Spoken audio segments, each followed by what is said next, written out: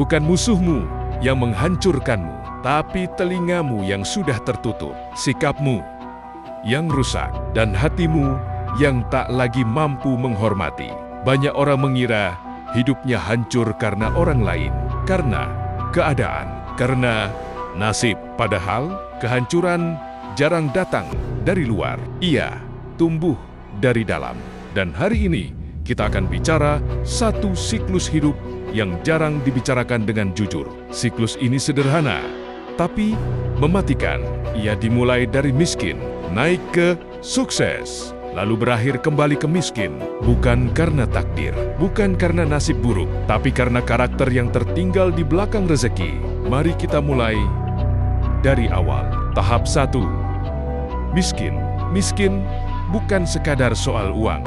Miskin adalah kondisi hidup ketika pilihan sangat terbatas. Bangun pagi dengan pikiran penuh kekhawatiran. Tidur malam dengan rasa takut akan hari esok. Setiap keputusan terasa berat karena salah. Sedikit saja bisa menghancurkan segalanya. Di tahap ini, banyak orang disalahpahami. Mereka disebut malas, bodoh, atau tidak berusaha. Padahal, kenyataannya tidak selalu begitu. Banyak orang miskin bekerja keras, tapi bekerja tanpa arah. Mereka sibuk, tapi tidak bertumbuh. Namun, satu hal yang hampir selalu ada pada orang miskin adalah ini. Mereka masih mau mendengar. Karena saat kamu tidak punya apa-apa, ego tidak punya tempat untuk berdiri. Nasihat terasa berharga. Pengalaman orang lain terasa penting. Kritik masih bisa diterima, walau kadang menyakitkan. Miskin mengajarkan satu hal penting, kerendahan hati karena keterpaksaan. Dan dari sinilah perubahan sering dimulai. Tahap 2. Kerja keras. Rasa lapar adalah guru terbaik. Bukan lapar makanan saja, tapi lapar akan perubahan. Di tahap ini, seseorang mulai bergerak, mulai bangun lebih pagi, mulai tidur lebih larut, mulai belajar, mencoba, gagal, lalu mencoba lagi. Kerja keras di fase ini bukan romantis. Tidak ada tepuk tangan, tidak ada pujian. Yang ada hanya lelah dan keyakinan tipis bahwa semua ini suatu hari akan berarti. Di fase ini, orang masih rendah hati, masih mau disuruh, masih mau ditegur, masih mau belajar dari siapa saja. Karena ia tahu satu hal, kalau tidak berubah, ia akan mati pelen-pelen dalam kemiskinan. Kerja keras ini perlahan membuahkan hasil. Sedikit demi sedikit, hidup membaik. Uang mulai ada, peluang mulai terbuka, dan tanpa sadar, kita masuk ke tahap berikutnya. Tahap 3. Sukses. Sukses itu manis. Dan justru karena itu, ia berbahaya. Uang datang lebih mudah. Nama mulai dikenal. Orang mulai memuji. Di titik ini, hidup terasa akhirnya adil. Perjuangan terasa terbayar. Namun, disinilah ujian sebenarnya dimulai. Karena sukses bukan hanya soal menerima hasil, tapi soal menjaga diri agar tidak rusak oleh hasil itu sendiri. Sayangnya, banyak orang gagal di sini. Mereka lupa bagaimana rasanya berada di bawah. Lupa bagaimana rasanya butuh bantuan. Lupa bagaimana dulu mereka mau mendengar. Sukses perlahan menumbuhkan satu penyakit halus. Merasa diri paling tahu. Dan ketika itu terjadi, fase keempat pun dimulai. Tahap 4. Tak bisa menjaga sikap. Di tahap ini, perubahan tidak selalu terlihat jelas. Bukan langsung kasar, bukan langsung sombong, tapi halus, pelan, nyaris, tak disadari. Nada bicara berubah, cara memandang orang lain berubah, kesabaran makin tipis. Orang yang dulu ramah, sekarang mudah meremehkan. Orang yang dulu rendah hati, sekarang cepat tersinggung.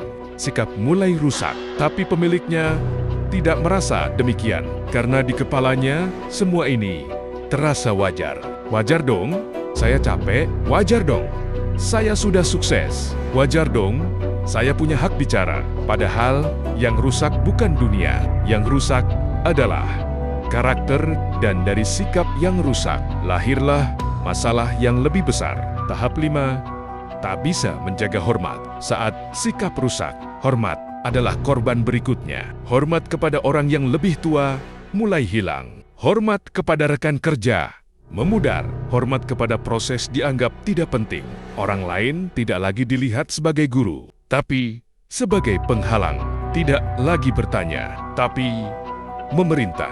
Tidak lagi berdiskusi, tapi memaksakan kehendak. Di tahap ini, orang mulai kehilangan satu hal paling penting dalam hidup sosial, kepercayaan. Karena orang mungkin memaafkan kesalahan, tapi jarang memaafkan kesombongan. Dan ketika hormat hilang, nasihat pun tak lagi punya tempat. Tahap 6, tak bisa mendengar nasihat. Inilah titik kritis. Nasihat yang dulu terasa emas, kini terdengar seperti gangguan. Masukan dianggap iri, peringatan dianggap meremehkan, kritik dianggap serangan pribadi. Orang mulai mengelilingi dirinya dengan penjilat, bukan pengingat. Dengan pujian, bukan kebenaran. Dan inilah bahaya terbesar dari kesuksesan. Kesuksesan membuat orang merasa tidak perlu dikoreksi, padahal justru di puncak koreksi paling dibutuhkan. Tanpa nasihat, kesalahan kecil dibiarkan. Tanpa kesalahan diperbaiki. Kehancuran hanya soal waktu. Tahap 7. Jatuh miskin lagi. Jatuhnya tidak selalu dramatis. Tidak selalu langsung bangkrut. Kadang dimulai dari kehilangan relasi, kehilangan kepercayaan, kehilangan peluang, uang mulai bocor, keputusan mulai salah, masalah datang bertubi-tubi, dan saat semuanya runtuh, barulah orang sadar, bukan dunia yang berubah, bukan orang lain yang jahat, tapi dirinya sendiri yang gagal menjaga karakter. Ia kembali ke titik awal, miskin, lelah, kecewa. Namun kali ini lebih menyakitkan karena ia pernah berada di atas penutup. Hidup bukan tentang naik setinggi apa kamu bisa, tapi seberapa lama kamu bisa bertahan di atas. Uang bisa mengubah hidupmu, kerja keras bisa mengangkatmu, tapi hanya karakter yang bisa menyelamatkanmu. Kalau sikapmu tidak naik seiring rezeki, jatuh hanyalah soal waktu. Ingat, ini baik-baik. Banyak orang gagal bukan karena miskin, tapi karena lupa diri saat sukses. Dan jika kamu hari ini sedang di atas, pertanyaannya bukan lagi berapa yang kamu punya, tapi apakah karaktermu cukup kuat untuk menjaga semua itu? Kalau kamu masih mau belajar, masih mau dikoreksi, dan masih mau jadi kuat tanpa merendahkan, subscribe channel Mentabah, tempat orang kuat belajar merendah tanpa kehilangan harga diri.